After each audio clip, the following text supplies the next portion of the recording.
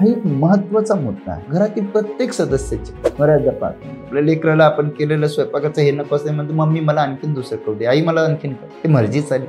सासूबाई एखाद्याच म्हणा की तू अभ्यास नक्की कर, काही प्रॉब्लेम नाही, पण हे घरचे कामं सुद्धा पहिले. कुठे दुसऱ्या ठिकाणी एखाद्या मिस्टरांसोबत फंक्शनला जायचं असलं तर जावंच नाही. म्हणूनच कोणीतरी म्हणलं की स्त्री जन्मा तुझी अजब कहाणी. त्याच्यातली ही दुसरी महत्वाची जो मुद्दा आहे कोणता, घरातील सदस्यांच्या सर्व सदस्यांच्या मर्जी सांभाळण्याचा, प्रत्येकाला खुश ठेवण्याचा ते करावं लागतं. मग हे करत असताना ही समस्या कशी बनली, अभ्यासाला वेळ नाही मिळत, मनात खूप असतं मला अभ्यास करायचं, मला अभ्यास करायचं, मला अभ्यास करायचं, होतच नाही, चिडचिड होते, मग टेन्शन येते. याच्यातून पर्याय काढण्यासाठी अनेक गृहिणींनी मग काय केलं, रात्री 2-3 पर्यंत जागायला लागले. सकाळी समजा घरचे कामं जर 6 वाजता सुरू होणार असले, 5:30 ला सुरू होणार असले तर 3-4 वाजता उठून अभ्यास करायला. तुम्हाला सर्व जणींना अशी विनंती करतो की असं नका करू.